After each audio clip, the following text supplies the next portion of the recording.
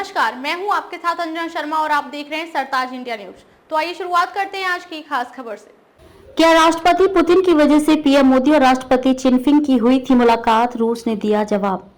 रूस के कजान में हुए ब्रिक्स सम्मेलन को रूस ने सफल बताया है। पिछले हफ्ते के ब्रिक्स शिखर सम्मेलन के परिणामों पर दिल्ली में मीडिया को जानकारी देते हुए भारत में रूसी राजदूत डेनिस अलीपोव ने कहा कि ये 35 राज्यों और 6 अंतर्राष्ट्रीय संगठनों के नेताओं के साथ विस्तारित प्रारूप में पहला शिखर सम्मेलन था, जिसमें संयुक्त राष्ट्र महासचिव के साथ साथ एशियाई, अफ्रीकी और लैटिन अमेरिकी देश शामिल थे। उन्होंने कहा कि यह एक समावेशी मंच है। रूस में भारत और चीन के बीच हुई द्विपक्षीय वार्ता। ब्रिक्स सम्मेलन के दौरान भारत और चीन के बीच द्विपक्षीय वार्ता भी हुई। इस वार्ता को रूस ने सकारात्मक घटनाक्रम बताया। वहीं रूस ने यह साफ कर दिया कि चीन और भारत के बीच हुई बैठक में उनकी कोई भूमिका नहीं थी। डेनिस अलीपोव से सवाल पूछा गया कि क्या पीएम और शी चिनफिंग के बीच हुई मुलाकात में रूस की कोई भूमिका थी, तो उन्होंने जवाब देते हुए कहा कि इस बैठक में रूस की कोई भूमिका नहीं थी। गौरतलब है कि हम इस तरह की बैठक का स्वागत करते हैं। सीमा विवाद पर हुआ समझौता। आपको बता दें कि हाल में संपन्न हुए ब्रिक्स सम्मेलन 2024 से ठीक पहले भारत और चीन अपने सीमांत क्षेत्र में सैन्य गतिरोध को समाप्त करने के लिए एक समझौते पर पहुंच गए। यह समझौता पूर्वी लद्दाख की सीमा पर साल 2020 की झड़प के 4 साल बाद हुआ है।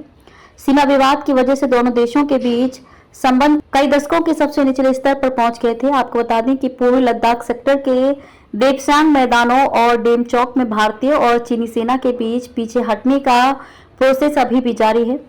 रक्षा मंत्रालय की ओर से जानकारी दी गई कि दोनों देशों के बीच कूटनीतिक संबंधों को बेहतर बनाने के लिए भारत और चीन आज और 29 अक्टूबर तक वास्तविक नियंत्रण रेखा के पार सैन्य वापसी की प्रक्रिया पूरी कर लेंगे। पीएम मोदी ने की थी सीमा विवाद सुलझाने की अपील। भारत और चीन के बीच हुई बैठक के दौरान पीएम मोदी ने कहा था, सीमा पर शांति और स्थिरता बनाए रखना हमारी प्राथमिकता होनी चाहिए। आपसी विश्वास, आपसी सम्मान और आपसी संवेदनशीलता हमारे संबंधों का आधार होना चाहिए। चीन को लेकर विदेश मंत्री ने क्या कहा? विदेश मंत्री एस जयशंकर ने कहा कि लद्दाख के देपसांग और डेमचौक में सैनिकों का पीछे हटना पहला कदम है और उम्मीद है कि भारत 2020 की गश्त की स्थिति में वापस आ जाएगा। विदेश मंत्री ने कहा कि अगला कदम दोनों देशों के बीच तनाव कम करना है। हालांकि ऐसा तब तक नहीं होगा जब तक भारत को यकीन नहीं हो जाता कि दूसरी तरफ भी यही हो रहा है।